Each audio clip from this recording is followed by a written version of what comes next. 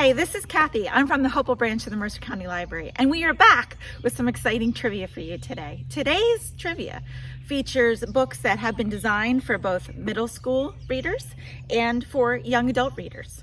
So, just a reminder about how this works. Each of the authors of these books is going to ask a trivia question. After they ask the question, you can pause your screen so that you have time to formulate your answer. Then you can unpause your screen so that you can hear their answer. Good luck and have fun. Hey everyone, my name is Elise Kova and I'm a USA Today best-selling fantasy author. And today I'll be asking you a question about my YA epic fantasy series, Heir Awakens. In Heir Awakens, a library apprentice, Vala Jarl, discovers she has a rare elemental magic. In the world of Solaris, sorcerers have 4 types of magic. Fire magic are fire bearers. Water magic are water runners. Earth magic are ground breakers. But the rarest magic is air magic. What is a sorcerer who has air magic called in the world of Heir Awakens? It is a windwalker. When Vala discovers she is a windwalker, she has an important choice to make. Will she embrace her magic and give up everything she's ever known? Or will she remain as she always was? If you give Heir Awakens a chance, I really hope you enjoy it. Hi, I'm Leslie Vetter, author of The Bone Spindle. The Bone Spindle is a gender-flipped Sleeping Beauty meets Indiana Jones, starring 2 girl treasure hunters out to break the curse on a sleeping prince. My trivia question for you is this. These 2 girl treasure hunters often find themselves in ancient ruins, abandoned mansions, and forgotten places. What creature do you suppose they run into the most on their adventure? If you picked spider, you are absolutely right. Curtains of cobwebs, spiders crawling under doors, oozing down threads, even giant spiders. Now, for your bonus trivia question, what real-life spider do you suppose the giant spiders in the Bone Spindle were based on? It is the wolf spider. These giant hairy spiders do not spin webs or come down threads. Instead, they are lurkers who either wait for their prey or in some cases run them down and leap on them. And my true fear of these spiders inspired a lot of the fight scenes in the Bone Spindle. Thank you so much and happy reading. Take 12. Got it. Okay. Hi, I'm Carrie McCrossin. And I'm Ian McQuethy. And we are the authors of Margo Mertz Takes It Down. It's a YA mystery comedy. Contemporary techno sort of mishmash. Okay, we're doing a bad job of explaining it, so we're going to read you just a brief synopsis. Yep, here we go. Margo Mertz takes it down. For the right price, high school junior Margo Mertz will go to the ends of the internet to remove your nip slip, dick pic, or embarrassing DM. At least that's what it says on her business card. But when a fellow student hires her to take down some leaked nudes, Margo discovers a secret revenge porn site featuring Roosevelt High School girls. And hell hath no fury like Margo when she sees girls' butts shared without their consent.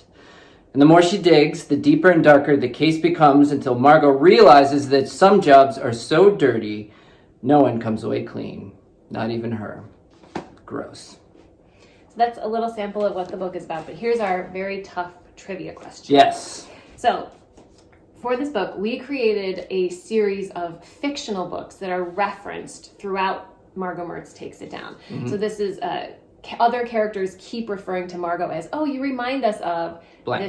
This fictional book protagonist from a fictional book. So our question to you is, what is the fictional book that appears throughout Margo Mertz Takes It Down? I'll give you a second to think about it.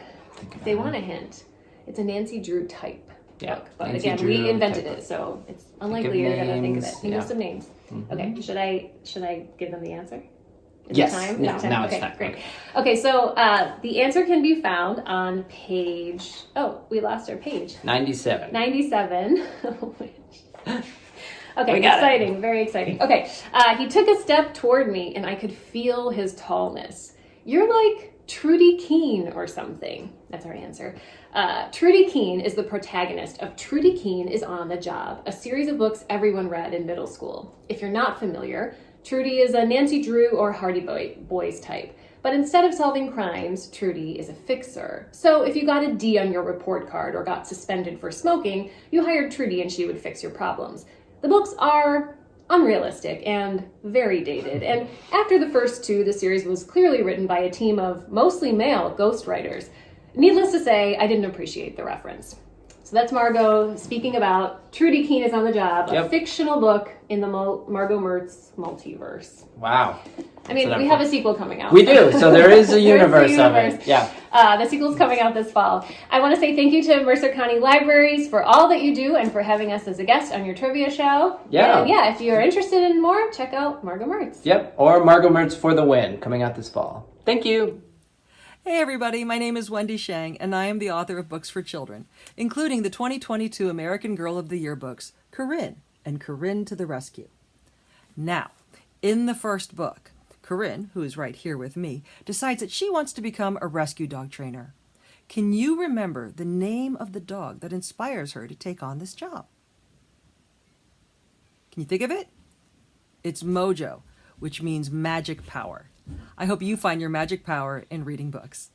My name is Phil Stamper. I'm the author of The Gravity Bus, As Far As You'll Take Me, and Golden Boys. But my question is for The Gravity of Us. If you don't know, The Gravity of Us is a present-day reimagining of the 1960s space race where two sons of astronauts fall in love while their parents are fighting for the exact same spot on the world's first human mission to Mars. So the main character, Cal, has his whole life planned out for him in New York City. However, when his dad is picked for this mission, he gets uprooted and he gets relocated to the city where the original 1960s astronauts all had to move for the original space race. So my question is, where did Cal have to move? So I'll give you a couple seconds to think about it. It's a city in Texas, if that helps. All right, I'll accept two answers here. The real answer is Clear Lake City in Texas, and that is a region of Texas where all of the 1960s astronauts were relocated, and it's a community that was actually built for them. But I'll also accept Houston because it's a suburb of Houston. Hi, I'm Alexander Delacroix, author of Heart of the Impaler. Heart of the Impaler is a young adult historical fiction about Vlad Dracula, who was a prince of Wallachia back in the 15th century. And the book explores some of the political and military and religious situations of the time that influenced him into becoming the feared Impaler prince that later legends were made about and that we get our current Dracula legends from. But this is about the real Vlad Dracula. And this takes place in 15th century Wallachia and Transylvania. And my question is, what modern day country can you find these places in? And the answer is Romania. Hello everyone. My name is Bridget Hodder and I'm thrilled to be with you today. I am author of The Rat Prince and co-author of The Button Box with my friend peace activist Fawzia Jelani Williams. Now Fawzia is Muslim and I'm Sephardic Jewish, and we're thrilled that you're reading this book, and we're so glad to share our heritage and our present ways of being with you. So here comes the trivia question. Maybe it's not so trivial after all to the story in the book, but it's about Prince Abdul-Rahman. Now in the book, Prince Abdul-Rahman meets Ava and Nadim in Morocco in the year 755. Can you remember why the prince is there? Why is he running for his life at this pivotal moment in time in this book? Okay, that's your question. Now you're supposed to pause the video and I will wait while you come up with the answer. Welcome back. Did you get it? Okay, I'll tell you now, whether you got it or not, you'll get the answer here. So basically, Prince Abdul-Rahman was the son of the king of the Umayyad Caliphate, which just simply means that they ruled from their gorgeous palace in Syria, over many lands, and they were also leaders of the Muslim faithful at that time, who looked to them for guidance and protection. What happened was that a rival family called the Abbasids invaded their palace and killed everyone they could find there. They thought they had actually gotten rid of everyone in Abdul Rahman's family, but they hadn't. Abdul Rahman escaped with his tutor Bedir. This is all true. It happens in the book, but it also happened in history. And you can look it up, and we hope that you will. So he fled across many lands and had some really terrible experiences, including one in which he lost his brother right in front of him to these same assassins who pursued him to Morocco. And that's where you will find him in this book. Morocco is at the very northern edge of the African continent. And in between Morocco and the land of Spain, where he's trying to escape to, there's only a few miles of the Mediterranean Sea. And this is where the kids and their ancestor Esther need to figure out how to help the prince. So I really hope that you've enjoyed our time together, this little trivia moment. And I will leave you with a saying from my Sephardic grandmother. And it is actually a wish for very good things. And here it is. It's in the language of Ladino, her native language. And it is this: Caminos de leche y miel, which simply means, not only in Ladino, but in Spanish, roads of milk and honey. And that means, may your paths be smooth and sweet. Until next time, happy reading. Bye. How did you do? Did you have fun?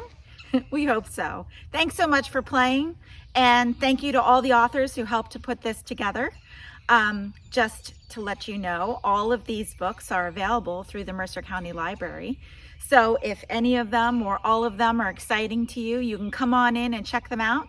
You can also put them on hold through our app or through our online services. Take care.